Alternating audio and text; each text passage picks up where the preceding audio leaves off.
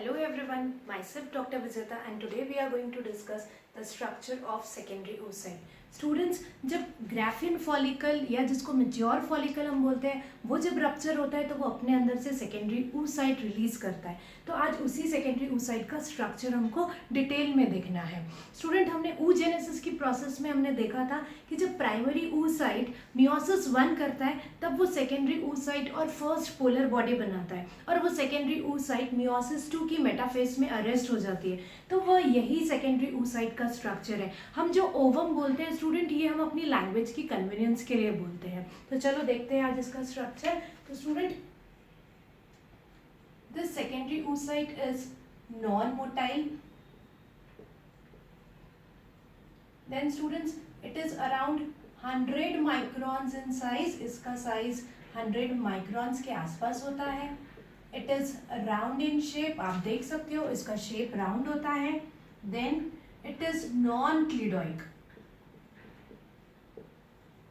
Non cleidoic student, non cleidoic का मतलब होता है इसके ऊपर कोई प्रोटेक्टिव शेल नहीं होती। यूजुअली हमने देखा है बर्ड्स और रेप्टाइल्स के एग्स में एक प्रोटेक्टिव शेल की कवरिंग होती है। ह्यूमन एग में ऐसा नहीं होता। That's why it is said that it is non cleidoic, because human beings में फर्टिलाइजेशन इंटरनल होता है तो प्रोटेक्टिव शेल की कवरिंग की जरूरत नहीं होती। So it is non cleidoic. Microlecithal, human egg is microlecithal. Microlecithal का मतलब होता है स्टूडेंट इसमें योक का कंटेंट काफी कम होता है। स्टूडेंट्स, योक का यूज होता है जो ग्रोइंग एम्ब्रियो है उसको न्यूट्रिएंट्स प्रोवाइड करने के लिए, but in case of a human females there is a placenta for providing the nutrition to the growing embryo. That's why the egg is microlicithal with a very little amount of yolk. Now you can see in the diagram a large nucleus is present which is called as the germinal vesicle. This is a nucleus which is larger in size and that is called as the germinal vesicle. Now student, this nucleus is not present in the centre, it is eccentric। ये nucleus centre में present नहीं है, towards the periphery present है। तो ऐसे large nucleus को जो eccentric nucleus होता है उसको जर्मिनल वेसिकल कहा जाता है। Now the cytoplasm of the secondary oocyte is called as the ooplasm. So student, ooplasm is nothing but a cytoplasm. Then egg is without centriole. जब हमने स्पर्म पढ़ा था स्टूडेंट तब हमने देखा था कि स्पर्म में प्रॉक्सिमल और डिस्टल सेंट्रियोल प्रेजेंट होते हैं, but there is no centriole present in the secondary oocyte। Now you can see in the diagram there are different coverings around this secondary oocyte. इस secondary oocyte के आजू बाजू बहुत सारी layers है, बहुत सारी covering है। Now plasma membrane of the secondary oocyte is called as oolemma or the vitelline membrane. oolemma जिसको वाइटलाइन मेम्ब्रेन भी कहा जाता है, ये oolemma और वाइटलाइन मेम्ब्रेन ये सेकेंडरी oocyte की खुद की जो मेम्ब्रेन होती है उसे oolemma और वाइटलाइन मेम्ब्रेन कहा जाता है। और अब इसके बाहर आप देखेंगे बहुत सारी लेयर्स होती है। So this one is the oolemma students, जिसको मैंने वाइटलाइन मेम्ब्रेन करके दिखाया है।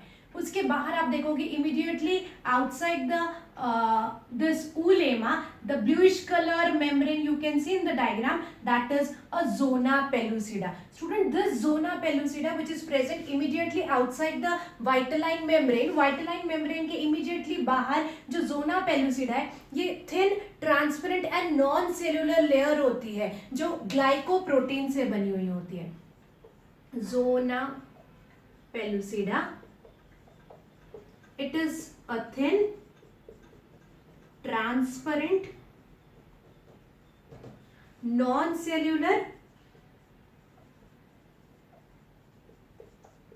glycoproteinaceous layer, ग्लाइकोप्रोटीन से बनी हुई layer. Student, this zona pellucida is secreted by this oolemma और द वाइटलाइन मेम्ब्रेन ओनली। ये वाइटलाइन मेम्ब्रेन ही ये जोना पेलुसिडा को सिक्रेट करती है। Now outside the zona pellucida there is a corona radiata. ये जो रेड कलर के आप देख रहे हो students, this one is the corona radiata. So corona radiata जो रहती है ये ग्रैनुलोसा सेल से ही बनी हुई होती है। Corona radiata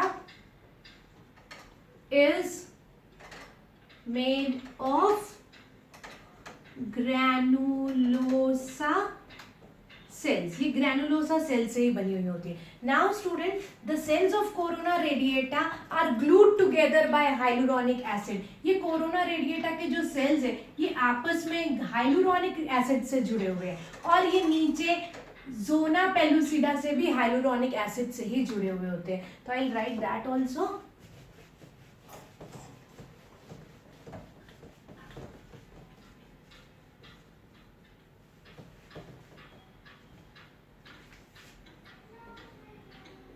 The cells of corona radiata are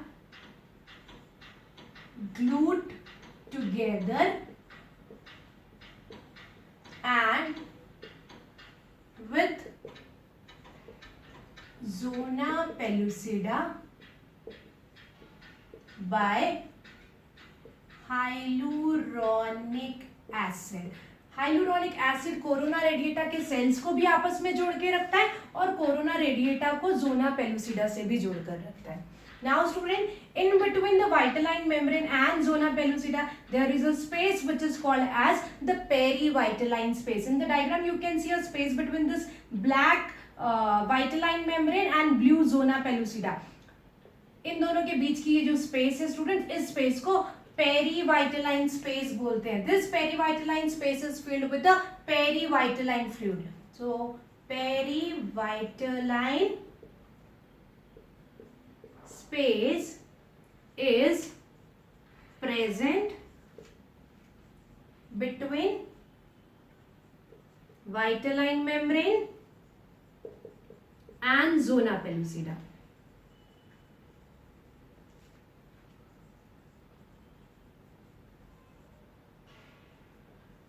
Which is filled